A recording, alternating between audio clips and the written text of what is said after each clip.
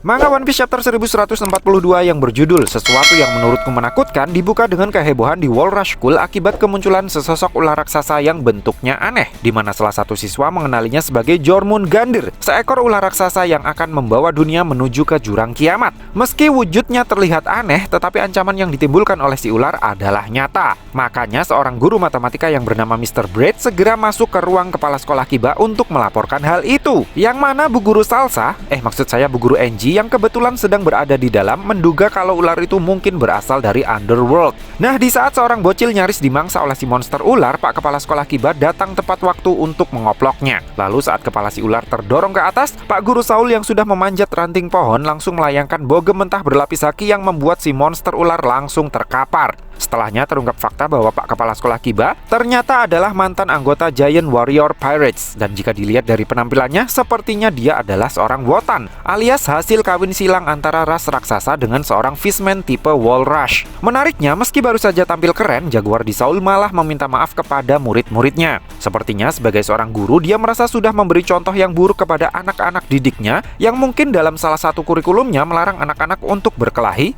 malah dirinya sendiri yang sekarang terlibat perkelahian. Tapi yang namanya anak-anak ya, meski di chapter 1135 mereka mengutuk Cullen karena dinilai terlalu urakan karena suka berkelahi, tetapi karena di sini mereka baru saja diselamatkan nyawanya, jadinya mereka tidak menganggap Saul dan Kiba sebagai guru yang urakan gara-gara terlihat berkelahi di depan mereka. Anak-anak raksasa yang dididik untuk cinta damai itu pun malah terkagum-kagum dengan keanarkisan kedua guru mereka itu.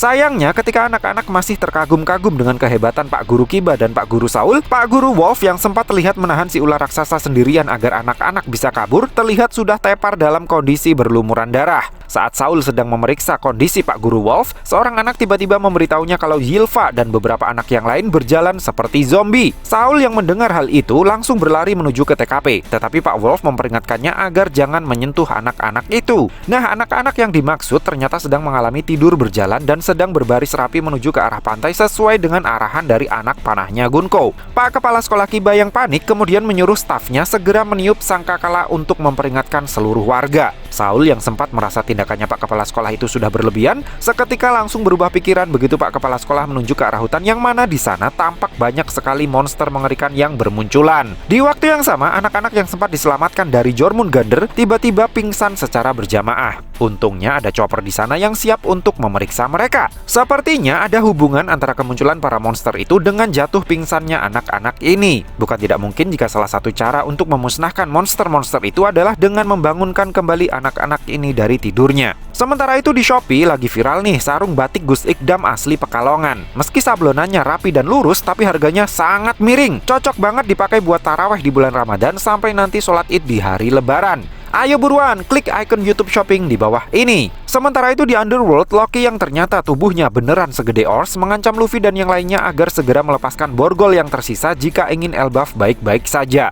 Dari apa yang tampak di sini, tidak hanya tubuh Loki saja yang ukurannya luar biasa besar, tetapi senjata andalannya, Raknir, ukurannya juga luar biasa besar. Sehingga rasanya wajar jika Raknir ikut diikat bersama Loki di pohon Adam dan bukan disembunyikan sejauh mungkin dari Loki karena sepertinya memang terlalu berat untuk diangkat oleh raksasa normal. Mungkin malahan memang hanya Loki saja yang mampu menggunakannya. Dan dengan dikonfirmasi ukuran tubuhnya yang segede itu, pantas saja kalau Charlotte Lola langsung menolak lamarannya Loki. Tapi yang menarik adalah, meski borgol di kedua tangannya sudah dilepaskan, tetapi Loki masih tetap tidak membuka perban yang menutup kedua matanya. Mungkinkah Loki memang sengaja menutup kedua matanya dengan perban karena tidak ingin melihat dunia yang menurutnya sudah terlalu korup, seperti alasan kenapa Fujitora membutakan kedua matanya? Atau jangan-jangan kedua mata Loki terluka parah hingga menyebabkan kebutaan gara-gara diculak pedangnya Shanks 6 tahunan yang lalu?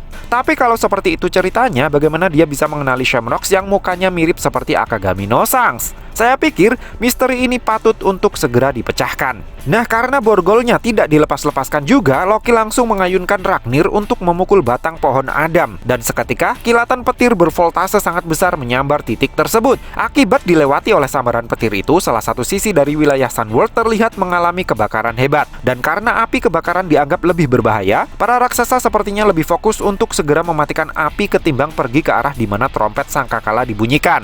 Balik lagi ke Walrush School. Ibu guru Angie bilang kepada Pak Kiba dan Saul kalau monster-monster itu terlihat sangat familiar di matanya. Karena baru beberapa waktu sebelumnya dia menyuruh anak-anak didiknya agar menggambar sesuatu yang paling mereka takuti untuk melihat kepribadian mereka. Di mana hasil gambaran dari anak-anak didiknya itu terlihat sama persis dengan monster-monster yang muncul di depan mereka, seperti Loki, Nika, Fenrir, Naga, Casper, hingga mamanya salah satu siswa. Monster-monster aneh yang tiba-tiba muncul itu sudah pasti adalah hasil dari perbuatannya salah satu anggota Godsnake. Tapi dari ketiga Godsnake yang masih tinggal di Elbaf, masih belum diketahui pasti siapa dalangnya.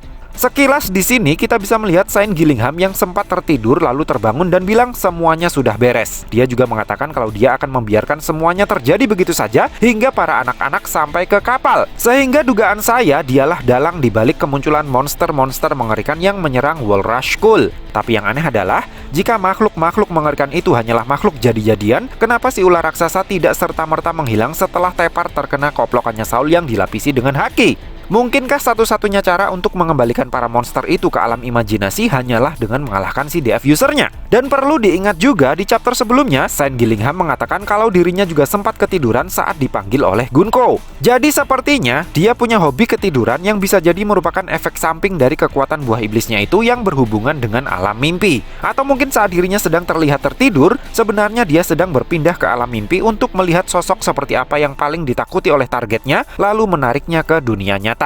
Menurut analisis saya sih seperti itu. Meskipun di akhir chapter Saint Sommer sempat bertanya kepada Gunko terkait apa yang paling dia takuti, yang bisa jadi merupakan petunjuk kalau Saint Sommer lah orang yang sudah menghidupkan mimpi buruk dari para anak-anak didik di sekolah Walrush itu. Namun kata-kata Saint Sommer sebelumnya yang bilang kalau mencintai itu pasti saling menyakiti, saya pikir mungkin ada hubungannya dengan peringatannya Pak Guru Wolf kepada Saul di awal chapter ini agar jangan menyentuh anak-anak yang sedang tidur berjalan. Bisa jadi Pak Wolf terluka parah bukan karena melawan Jormungandr, melainkan karena menyentuh anak-anak yang tidur berjalan, yang mana murid-muridnya yang sangat dia cintai itu entah bagaimana kemudian malah menyakitinya, persis seperti yang Saint Sommer katakan kepada Gunko. Dan menariknya lagi, saat ditanya apa yang paling dia takuti, Gunko menjawab Nika. Kenapa Gunko yang tidak punya gelar Saint di depan namanya, yang berarti dia bukan keturunan asli keluarga Tenryubito, malah takut dengan Nika? Mungkinkah kisah Nika yang dia dengar adalah versi Nika yang akan menghancurkan dunia? Atau Gunko hanya takut akan kehilangan pekerjaan jika Nika muncul dan menghancurkan pemerintahan dunia? Entahlah. Namun yang pasti, Gunko sepertinya sudah menciptakan sebuah kapal yang sangat besar dengan panah-panah perbannya untuk membawa para anak-anak itu keluar dari Elbaf, karena kan mereka semua datang ke negerinya para raksasa itu menggunakan portal sihir. Sementara anak-anak yang tidak memiliki tanda di tubuh mereka tidak bisa diboyong ke Marijua melalui portal sihir. Yang jadi pertanyaan, untuk apa mereka menculik anak-anak dari negeri Elbaf secara terang-terangan di siang bolong?